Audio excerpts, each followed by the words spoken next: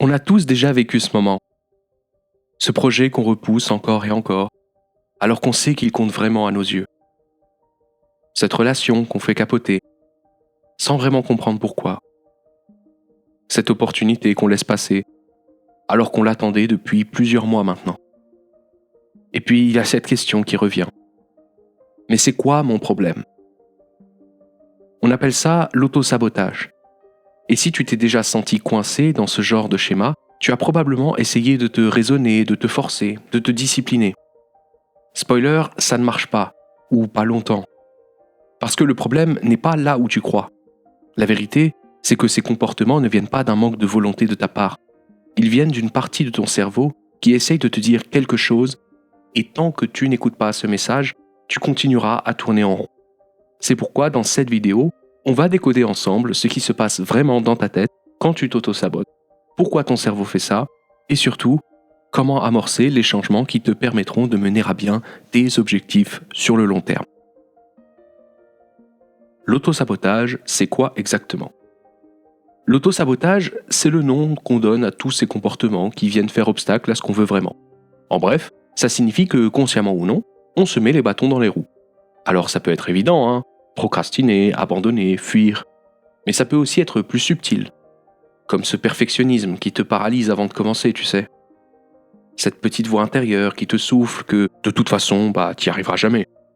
Ou encore cette habitude de repousser les gens qui s'approchent trop près de toi. Des chercheurs ont étudié ces comportements, justement. Et ce qu'ils ont trouvé, c'est que l'auto-sabotage fonctionne souvent comme une stratégie de protection. Une façon pour notre esprit de préserver l'image qu'on a de soi. Et ce, même quand cette image est négative. Autrement dit, on préfère parfois échouer selon nos propres termes, plutôt que de risquer d'échouer en ayant vraiment essayé, sous peine de se trouver encore plus médiocre. Alors ça peut paraître absurde pour certains dit comme ça, mais il y a une vraie logique derrière. Et croyez-moi, cette logique, notre cerveau, lui, la connaît très bien. Pourquoi ton cerveau fait ça? Parce que oui, il y a un sens à ce pourquoi. Abonne-toi et clique sur la cloche pour de prochaines vidéos. Ton cerveau ne te sabote pas pour te nuire, mais il essaye bien au contraire de te protéger. À sa manière, un peu maladroite, je te l'accorde. Mais je vais t'expliquer. Il y a un concept en psychologie qu'on appelle le conflit approche-évitement. C'est un principe tout bête que le psychologue Kurt Lewin a décrit dans les années 30 et qui explique énormément de nos comportements contradictoires. L'idée, elle est simple, c'est que quand tu vises un objectif, il y a quasi systématiquement des côtés positifs, mais aussi des côtés négatifs, ceux qui te font faire des compromis. Et ton cerveau, lui, il doit gérer les deux en même temps, et parfois, ça clash. On va prendre un exemple très concret. Tu veux te remettre au sport. Classique. Côté positif, tu les connais, Tu seras en meilleure santé, tu prendras peut-être confiance en toi, etc., etc. Mais il y a aussi les côtés négatifs, et je suis sûr que tu les connais aussi très bien. Ça demande des efforts de faire du sport. Ça demande également du temps, mine de rien. Et même, tout simplement, de la motivation. Et tout ça, cet ensemble de facteurs négatifs, c'est assez inconfortable. Et ton canapé, lui, en comparaison, il est vraiment très confortable. Du moins, je l'espère pour toi. Résultat, ton cerveau, il entre en conflit. Il y a une partie qui veut avancer et l'autre qui veut éviter l'inconfort. Et c'est normal, on ne peut pas lui en vouloir. C'est d'ailleurs pourquoi, souvent, c'est l'évitement qui gagne. Non pas parce que tu manques de volonté, mais parce que ton cerveau, il est simplement pas câblé pour ça. Il est au contraire paramétré pour fuir ce qui est perçu comme désagréable ou menaçant. Et parce que ça lui demande moins d'énergie de faire comme d'habitude, tout simplement. Et c'est là qu'on rentre dans le vif du sujet. Parce que cette menace supposée que ton cerveau détecte, elle est que très rarement justifiée du point de vue de la survie pure. C'est pourquoi il est important à ce stade que tu comprennes que dans ton cerveau, il y a une structure qui s'appelle l'amygdale. Tu as dû en entendre parler au moins de nom. Son job à l'amygdale, c'est de détecter les menaces et de déclencher l'alerte lorsqu'elle en perçoit une. Le problème, c'est qu'elle ne fait pas bien la différence entre un vrai danger, c'est-à-dire potentiellement mortel, et un changement dans ta vie plus ou moins stressant.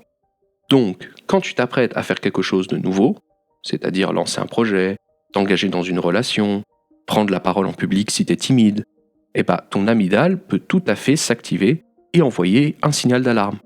Et c'est là que ton système nerveux prend le relais pour te protéger de la façon la plus simple qu'il connaisse, en te faisant prendre la fuite. en l'occurrence souvent par la procrastination, en te donnant au passage tout un tas d'excellentes raisons. Le plus triste dans cette histoire, c'est que ton cerveau peut interpréter le succès lui-même comme une menace. Parce que réussir, ça veut dire changer, sortir de ta zone de confort. Et pour ton système nerveux, ce qui est familier, même si c'est jugé médiocre, reste plus sécurisant que l'inconnu.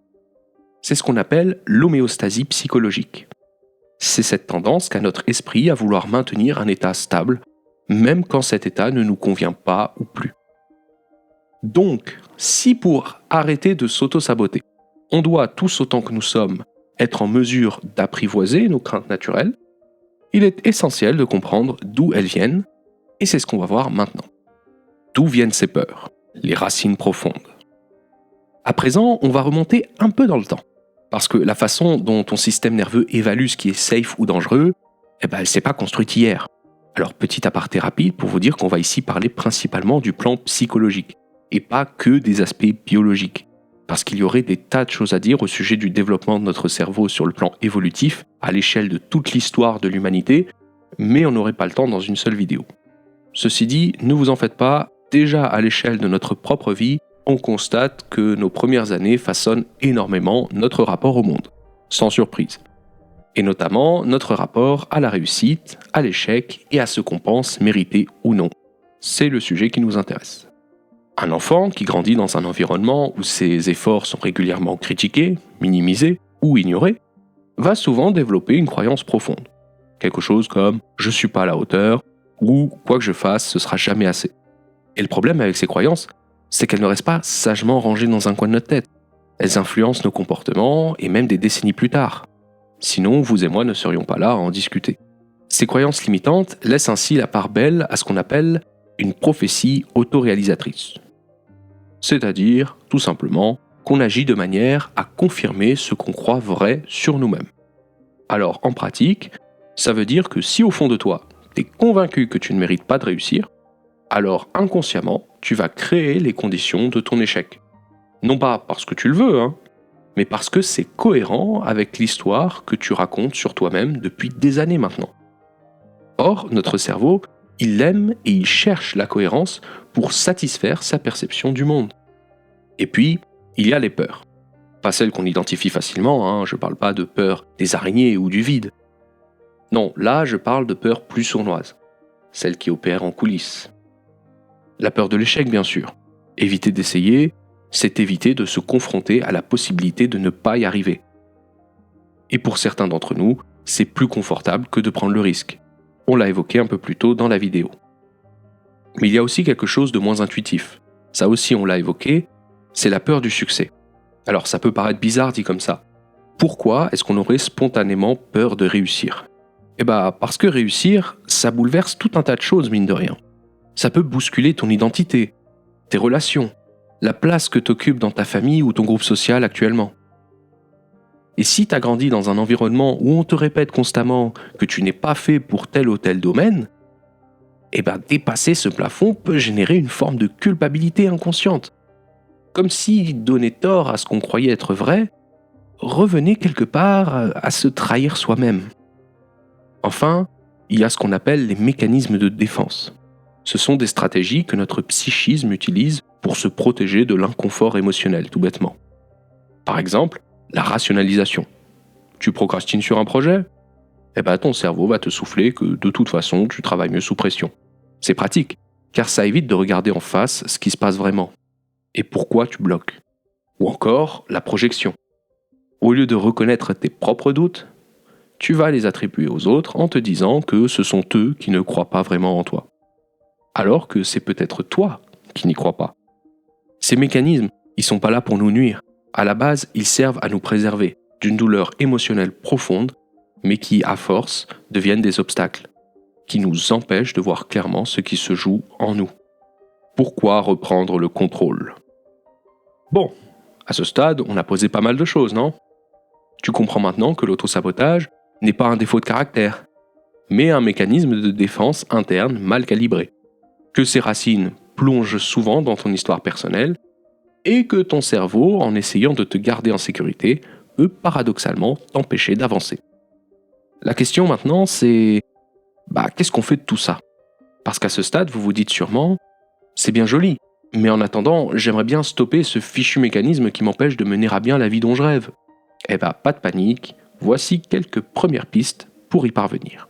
La première étape, c'est la prise de conscience, mais pas n'importe laquelle. Une prise de conscience bienveillante. Ça veut dire observer tes comportements sans te flageller. Repérer les moments où tu te sabotes, dans quelle situation, quel contexte, avec quelles émotions, et potentiellement pourquoi. Fais-le non pas comme un juge, mais bien comme un enquêteur. Certaines personnes, pour y arriver, trouvent utile de tenir un petit journal. Pas pour se critiquer bien sûr, mais pour commencer à voir des patterns, c'est-à-dire les schémas qui reviennent régulièrement. La bonne nouvelle, c'est que ton cerveau n'est pas figé. C'est ce qu'on appelle la neuroplasticité. C'est cette capacité qu'a ton cerveau à créer de nouveaux circuits et de nouvelles connexions. Les chemins neuronaux qui associent changement égale danger ou succès égale menace peuvent être recablés. Pas du jour au lendemain bien sûr, mais progressivement. Par la répétition, par de nouvelles expériences et par une réelle compréhension des mécanismes en jeu, d'où l'intérêt de s'attarder sur la partie précédente. Et c'est là qu'intervient un principe simple mais très puissant, les micro-victoires.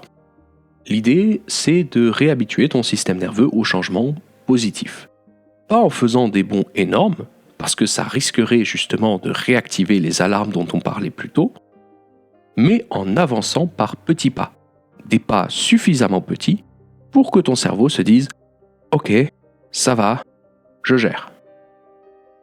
Dis-toi que c'est vraiment au-delà du simple conseil de développement personnel, parce que chaque petite victoire envoie un signal. Le changement n'est pas dangereux. Et plus tu accumules ces signaux, plus les anciens schémas perdent de leur emprise.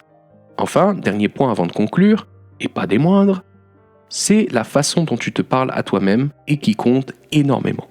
Si chaque fois que tu te sabotes, tu te traites d'imbécile, d'idiot, de cas désespéré ou que sais-je encore, tu renforces exactement les croyances qui alimentent le problème. Tu confirmes à ton cerveau qu'il avait raison de se méfier parce que tu es en train de t'en mettre plein la figure. A l'inverse, l'autocompassion, donc se traiter avec la même bienveillance qu'on offrirait à quelqu'un qu'on aime, réduit le besoin de se protéger. Elle crée un espace où le changement devient possible.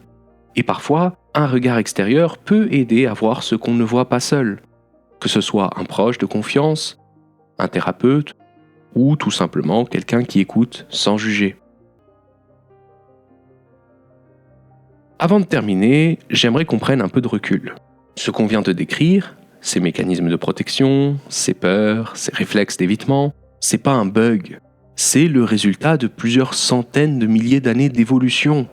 Ton cerveau, il s'est développé dans un monde où la prudence face à l'inconnu pouvait faire la différence entre survivre et mourir. Cet instinct, il est ancré profondément en toi et en chacun de nous.